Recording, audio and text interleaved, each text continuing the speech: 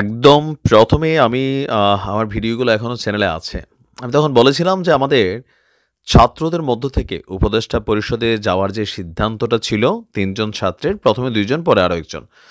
এটা কোথাও না কোথাও ছাত্রদের একটা রং ডিসিশন ছিল। তারপরেও তারা সম্ভবত এখানে কি চলছে, সরকারের ভেতর কি ঘটবে, কোনো ষড়যন্ত্র তত্ত্ব হতে পারে, নানান জিনিসকে ক্যালকুলেশন করে তারা তাদের প্রতিনিধি দিয়েছিল। কিন্তু ৬ মাসের মাথায় এসে আমরা এখন শুনছি ছাত্র আন্দোলনের অন্যতম ২ সমন্বয়ক উপদেষ্টা আসিফ এবং নাহিদ তারা পদত্যাগ করতে যাচ্ছেন।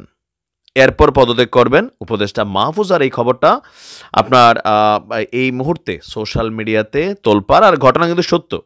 তো কেন হঠাৎ করে উপদেষ্টা আসিফ, নাহিদ এবং মাহফুজ তারা আপনার এই পদত্যাগ করতে যাচ্ছে সমালোচনার মুখে?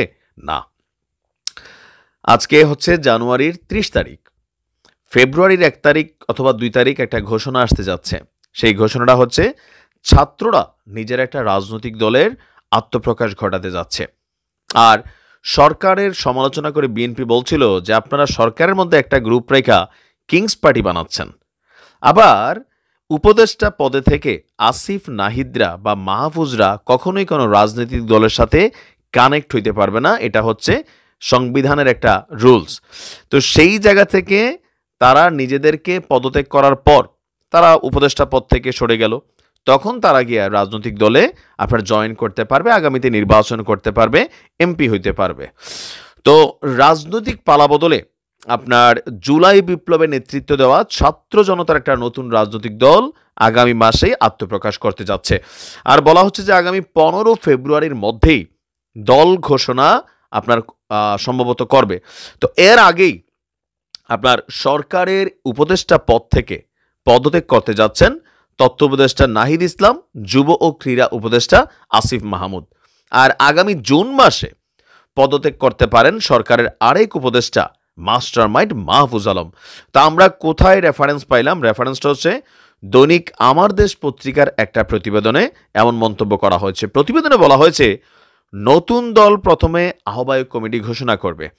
কমিটির সদস্য সচিব হতে যাচ্ছেন আপনার নাহিদ ইসলাম। ছাত্রদের নতুন দলের যে গঠনতন্ত্র সেটার কাজ চলমান রয়েছে।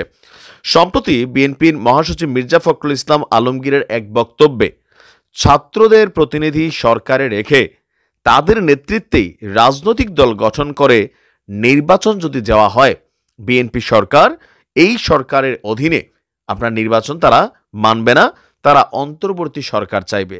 এর পরিপ্রেক্ষিতে নাহিদ ইসলাম বলছিলেন যদি তিনি রাজনৈতিক দলে যোগই দেন তাহলে প্রথমে তিনি সরকার থেকে বের হয়ে যাবেন।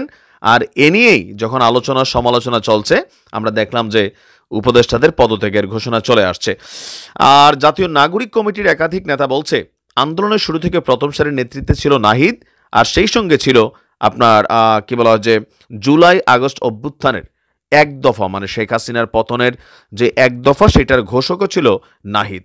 তো আপনার জাতীয় নাগরিক কমিটির একটি বৈঠক হয়েছে, সেখানে বেশিরভাগ সদস্য মতামত দিয়েছে যে অন্তর্বর্তী সরকারে থাকা যে উপদেষ্টারা আছে তাদের পদত্যাগ করা উচিত। সাধারণ মানুষের কাছে যেসব ছাত্র উপদেষ্টার গ্রহণযোগ্যতা বেশি তাদের পদত্যাগ করে নতুন রাজনৈতিক দলে যুক্ত হয়ে নেতৃত্বে আসা উচিত।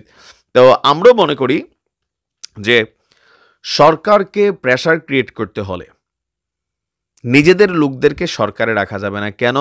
ধরেন এখন যখন সার্জিস হাসনাতরা কোনো একটা বিষয় নিয়ে কথা বলে সরকারকে সমালোচনা করে, তো সরকার তো তাদের লোকই। আর ডাইরেক্ট উপদেষ্টা আসিফ, নাহিদ আছে, তারা চাইলেই অনেক কথা বলতে পারে না। কেন বলতে পারে না? কারণ তারা পার্ট অফ সরকার। তারা কোনো কথা বললে এটা নিয়ে পাশের দেশ বা অন্যান্য দেশ মন্তব্য করার সুযোগ আছে। কিন্তু তারা যখন এই সরকারি পদে না থেকে রাজনৈতিক দল হিসেবে যে কোনো বক্তব্য দিতে পারে, এটা নিয়ে কিন্তু পাশের দেশ কোনো কথা বলার ওই রকম সুযোগ নেই। তো যাই হোক, যতটুকু আমরা বুঝতে পারছি ছাত্রদের এই রাজনৈতিক দল শক্তভাবে মাঠে আসতে যাচ্ছে। আর আসিফ এবং নাহিদ খুব শীঘ্রই পদত্যাগ করতে যাচ্ছে। দেখা যাক কি হয়। ভালো থাকুন।